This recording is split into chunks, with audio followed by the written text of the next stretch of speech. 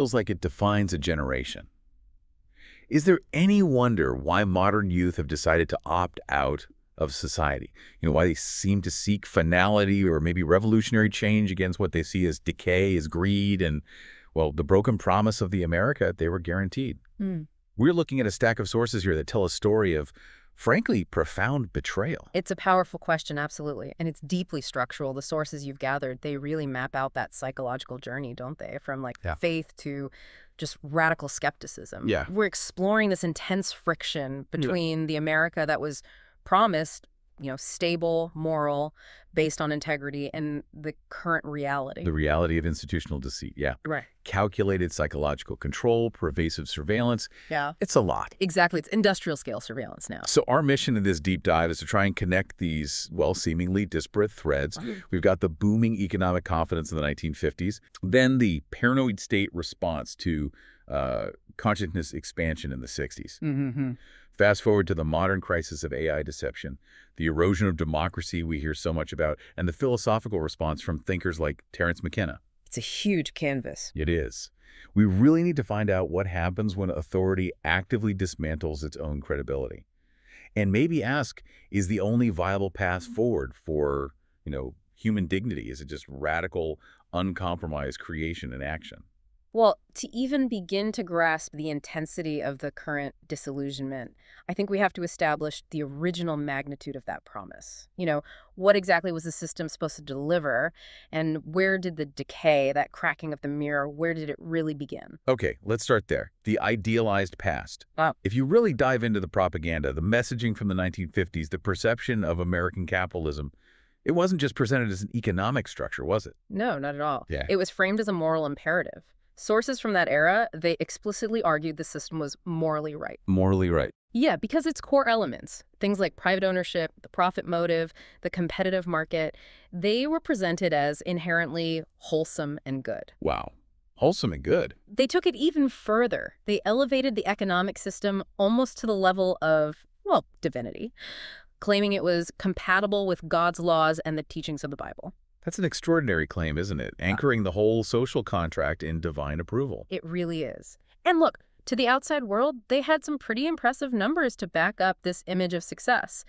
The U.S., with only about 7% of the world's population at the time, was responsible for producing a staggering 42% of the world's total wealth. I mean, that's huge. 42%. It was sold as this unmatched engine of global progress and opportunity. But the really critical piece of that narrative, the part that feels so relevant now, wasn't just the production, it was the story they told about distribution. The message they pushed, especially around 1955, was that wealth was already, spreading out efficiently, ownership was widespread. It was the perfect counter-argument to socialism, wasn't it? Absolutely perfect. They crunched the numbers, or at least presented numbers. If you looked at the total national income data from back then, they claimed the largest slice of the pie. A full 65% went straight to the employees, the wage earners, the salaried people. 65%, that's the bulk of it. That's what they claimed. And they were very intentional about using this data, specifically, like you said, to counter those socialist or communist critiques about massive wealth inequality. They'd point to the supposed fat cats, the stockholders, and say, look, they only received 4% of the national income, just 4%. Only 4%. And even that. And even that tiny slice, they insisted, was widely diffused because supposedly there were 18 million individual stockholders. So the picture wasn't one guy hoarding gold. Right. It was, your neighbor, your uncle. Lots of people had a small piece. That was the narrative. A vast, broad base of participation. And this is where that specific economic defense comes in.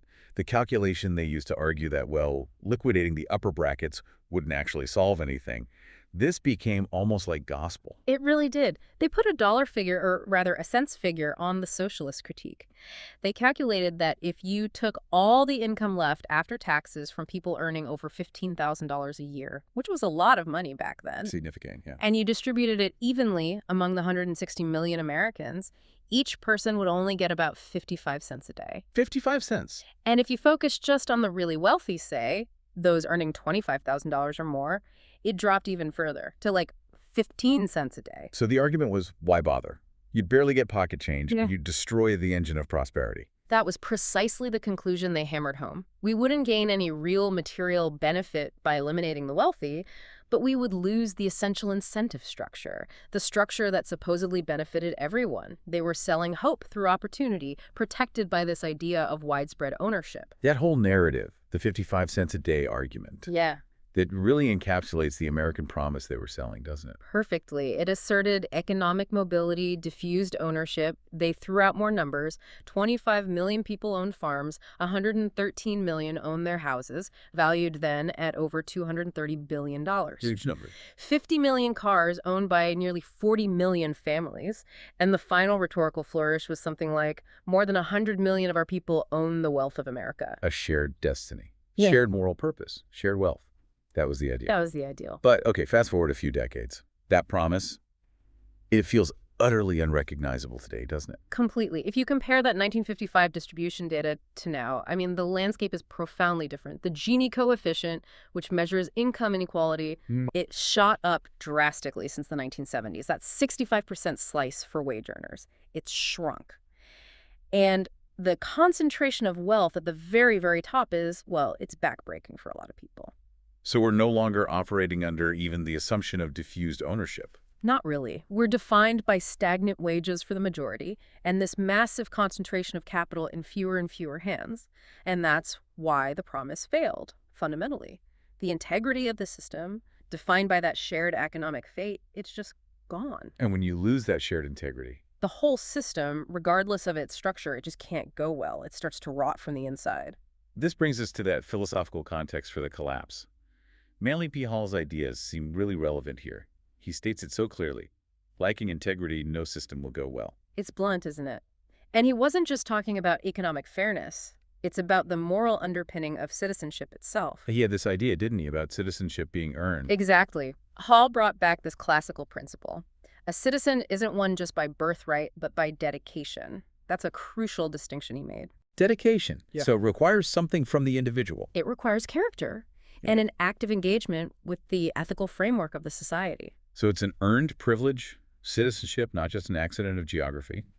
Hall argued this needs rigorous education, starting right from kindergarten. Yeah, teaching kids how to get along, operate ethically, and then every year of study should include a major field of government. Its dangers, its advantages, its disadvantages. You have to know how the machine works. And critically, what happens when it breaks? Right. And the power of Hall's model is the consequence he attached to failure. He warned that anyone who attains citizenship and then commits corrupt actions is deprived of that citizenship. Wow. So if you contribute to the corruption of your country, you lose the right to be called a citizen under his framework. It's a stark framework, and it really highlights why the institutional decay we see today, the calculated deceit, is so incredibly damaging. It suggests that the very people running the system might have, in Hall's view, forfeited their moral right to citizenship. And that decay, it's not just theoretical. It's evident at the highest levels. You look at the New York Times editorial board, they catalog 12 benchmarks of democratic erosion globally. And their finding for the U.S. It's damning. They found the U.S. has regressed on all 12 points. Things like the stifling of dissent, the persecution of political opponents. All 12. All 12. Their conclusion wasn't hyperbolic either. They argued we're in a very dangerous place in terms of the survival of liberal democracy. And this erosion, it's not just abstract metrics. It's being actively manufactured, isn't it? By the very departments tasked with maintaining public confidence. Exactly. We have documentation, for instance, of the Department of Homeland Security, DHS, using government resources, taxpayer money, staff time, to put out misleading videos. Videos with wrong dates, wrong locations. Well, why? What was the goal? The sources suggest it was to justify mass deportations, to build a specific political narrative. This wasn't like an accident or a mistake. It appears calculated. That's a potential violation of basic ethics, maybe even the Hatch Act, which bars using government resources for politicking. But think about the implications. The DHS Public Affairs Department, that's supposed to be the trusted source during emergencies, right? Hurricanes, crises, yeah. The people you rely on for accurate information when things go wrong. So when they start eroding that trust with calculated fiction, the public's faith just disintegrates. They're actively confirming that breakdown of integrity we were talking about. You just can't operate a successful society when the supposed custodians of truth are weaponizing deception. It brings us back to Hall. He warned that social corruptions, interestingly, arise from a desperate depression, a loss of hope, a loss of conviction of anything, a loss of belief in any integrity. So that loss of faith in authority, it directly precedes the desire to escape, to opt out with finality. It seems like a direct line, because the promise has been shown demonstrably to be a lie. Okay, so that loss of integrity, that loss of hope we just established, it provides the psychological fuel, doesn't it, for that profound social rejection we saw emerge in the 1960s. This wasn't just, a cultural shift. It felt like a political act of withdrawal. Exactly. That rallying cry, turn on, tune in, and drop out. It was the ultimate affront to the state's whole value system, the economic and moral values we just discussed. A rejection of the 55 cents a day promise. Completely. It was a deliberate pursuit of the mind-expanding powers of acid, LSD, seeking truth internally because the external world, the world defined by institutions, had proven itself corrupt. And the state's response, it wasn't reasoned debate. It was, well, basically psychological warfare dressed up as public health. We've got this 1967 anti-drug scare film. It's a perfect artifact of this. Oh, yeah. LSD, or acid 25, as they sometimes called it, it's immediately framed not just as a substance, but as this existential threat. They called it equally dangerous under any name. Setting the stage right away. And they immediately went after the user's character, didn't they? The film tries to establish this identity of the acid head as weak, manipulative, dangerous. Absolutely. Frank, the pusher character in the film, he's described as having this compulsion to turn others on. Why? Allegedly to feel less guilty about his weakness. The language is just dripping with moral judgment designed to create self-loathing and suspicion within the group. And they use social pressure tactics in the film itself, ironically, using taunts like, if you don't turn on, you don't belong. Right, trying to paint the psychedelic culture as just another form of conformist peer pressure, not some kind of liberation. And the consequences they depicted, they were terrifying, weren't they? Oh, completely manufactured, horrifying outcomes. Yeah. Self-inflicted injuries, people gouging their eyes out, mental breakdowns, violence, suicide, even murder attributed to LSD use in these films. They basically branded users as high-risk elements who were too weak to face reality. It was the state attempting to justify criminalizing a whole segment of the population, the segment that explicitly rejected that 1950s promise and the moral framework that came with it. And the focus of the scare tactics seems particularly insidious. It was about controlling the mind, not just the body. That's a crucial distinction the film makes. It says LSD wasn't dangerous because it was physically habit-forming. Oh no, it was worse. Worse? How? Because the user became psychologically hooked. Think about that phrase, psychologically hooked. That aligns perfectly with what we know about, well, the documented goals of government experimentation at the time. Things like Project MKUltra. Psychological control was the name of the game. Exactly. And to really hammer home the fear, the scare films used blatant, just non-factual lies. One of the most disturbing examples is that fictional letter from Chuck to Susan. Right, warning her about the prospect of having deformed children if she used LSD. A complete fabrication at the time, scientifically, but it was a powerful fear tactic, wasn't it? Aimed right at the core family structure, the very moral unit the state claimed it was protecting, just desperate, unverified fiction used as a weapon. Which brings us to the just profound deceit here. The government's double game. We have to ask that question you raised earlier. Does this kind of overreach always lead to ruin? Because the answer seems to be structurally yes. The system was almost engineered to fail its own stated principles here. It appears so. The criminalization of LSD, according to some analyses, wasn't primarily a public health measure at all. It was allegedly a political tool. A tool for what? To marginalize the group of young adults known as hippies who openly promoted anti-war and anti-government beliefs. It looks like social control disguised as safety. And the irony, the hypocrisy. Yeah. It's staggering when you dig into the details. It really is, because at the exact same time, the government was funding and producing these scare films, warning the public. The CIA was apparently actively exploiting the counterculture scene. It was demonizing. There's a CIA FOIA document that links key figures at the Haight-Ashbury Free Medical Clinic, Dr. Frederick Myers, the research director, and Dr. David E. Smith, the founder. The absolute epicenter of the counterculture drug scene. That clinic was set up ostensibly to help the very people the government was vilifying. Exactly. And yet, Dr. Smith allegedly allowed a known MKUltra operative, Dr. Louis Jolyon Jolly West. Jolly West, infamous figure.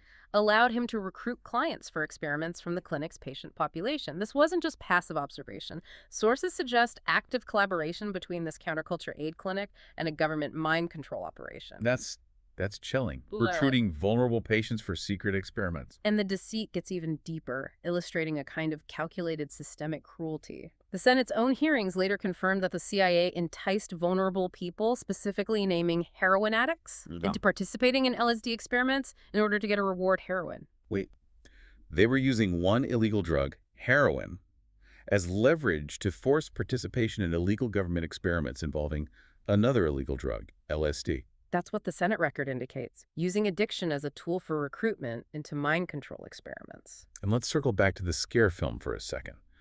What did it recommend as the official clinical treatment for a bad trip on LSD? Right. The film explicitly states tranquilizers and barbiturates, sedatives, downers. Okay, so connect the dots here. The state's official narrative prescribes downers, tranquilizers, barbiturates to manage the crisis supposedly caused by LSD and upper in effect.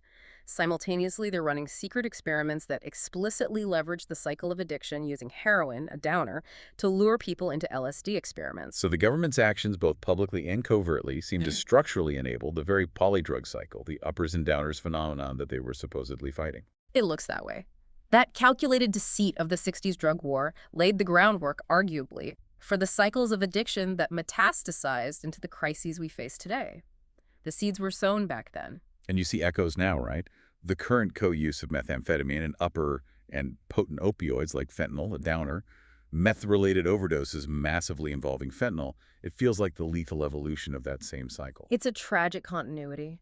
And the institutionalized deceit back then destroyed public trust in official sources of information on drugs, on health, on government motives. They completely destroyed their own credibility on the issue. And the final nail in the coffin of trust, the cover-up. The intentional destruction of the records. As the Watergate scandal was heating up, CIA Director Richard Helms ordered the destruction of all MKUltra files in 1973.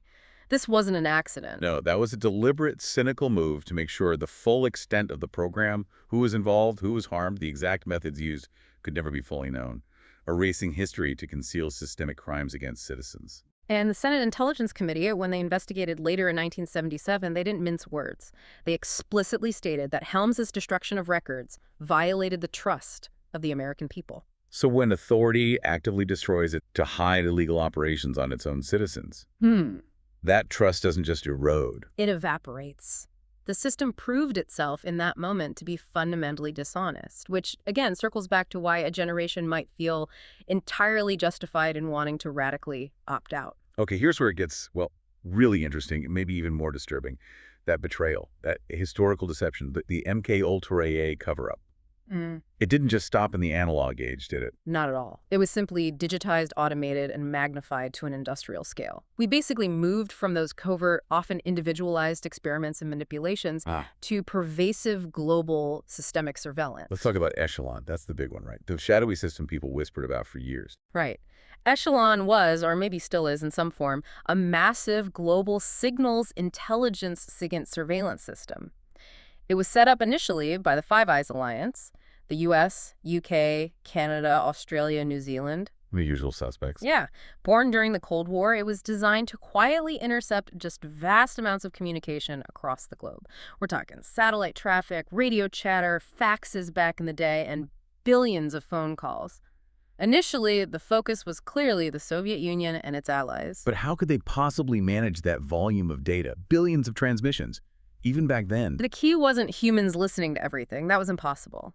The mechanism was called keyword spotting. Keyword spotting. The system used these massive computer dictionaries, basically huge lists of keywords, phrases, names, locations, to automatically sort and filter those billions of transmissions into manageable piles for human analysts to review. So it was machine filtering first. Exactly. This was really the first signals intelligence operation working on an industrial scale, where machines did the initial heavy lifting of filtering the digital noise for specific intelligence triggers. So if you mentioned a specific code word, or maybe a sensitive trade negotiation term, or the name of a political figure the system was looking for. Bingo. The system would flag it, pull that communication out of the digital ocean for a human to look at. Okay, so Cold War tool.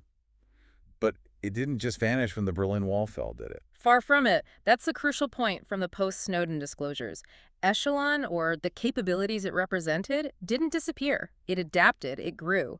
It arguably morphed into the modern, integrated surveillance architecture we know exists today. So it evolved from focused espionage on foreign powers? To essentially universal monitoring. It expanded its reach to track almost everyone, including emails, social media activity, your search queries, globally.